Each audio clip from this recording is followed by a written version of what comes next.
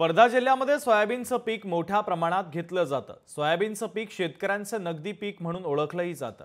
याच पिकावर शेतकऱ्याची वार्षिक आर्थिक समीकरणं देखील अवलंबून असतात। मात्र यंदाच्या महापुरात सोयाबीन पूर्णतः कुजली आहे। शेतकऱ्यांच्या स्वप्नांचा अक्षरशः चिखल झालाय आणि कष्ट सुद्धा पाण्यात वाहून गेले। त्यामुळे सरकार शेतकऱ्यांच्या डोळ्यातले अश्रू पुसणार का, हाच खरा सवाल आहे। पाहूयात।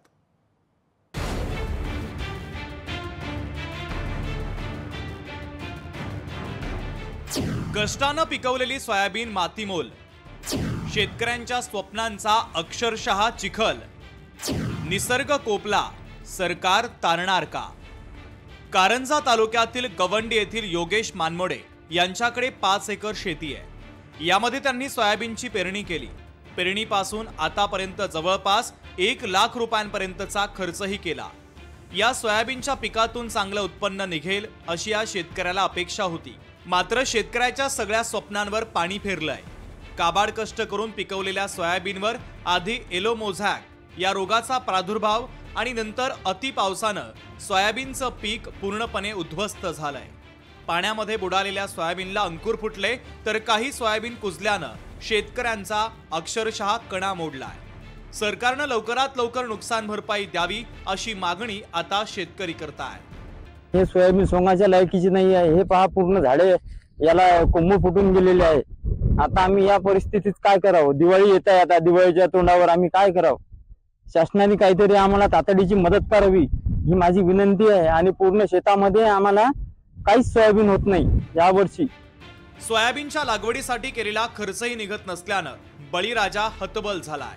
स्वतःच्या शेतात मनासारखं उत्पन्न निघत नसल्यानं शेतकऱ्यांना दुसरीकडे मोलमजुरी करण्याची वेळ आली आहे।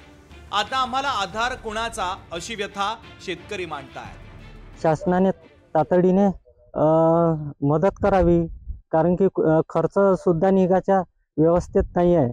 कारण की एकरी 25 ते 30 हजार रुपये खर्च आला आहे। शासनाने तातडीने शेतकऱ्याची हेक्टरी 50 ते 60 हजार रुपये याच्यानुसार मदत करावी। एवढ्या शेतामध्ये आम्हाला फक्त कुटार जमा करायची वेळ आली आहे। या पावसामुळे आम्ही पूर्ण हॉल होऊन गेला। सगळ्या 50 हजार रुपयाची मदत किंवा 60 हजार रुपयाची मदत तरी द्या तुम्ही। दिवाळीचा दिवस आहे, आमचे लेकर आहे, कोणी आहे, काही आहे। तुम्ही शासनाला 8% हे देऊन राहिले तुम्ही, आणि आम्हाला काहीच नाही कास्तकाराला।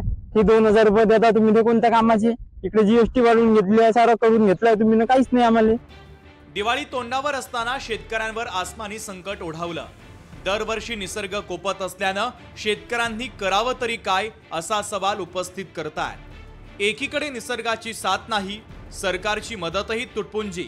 त्यामुळे आता बळीराजानं जगायचं तरी कसं, असाच सवाल शेतकऱ्यांनी उपस्थित केलाय।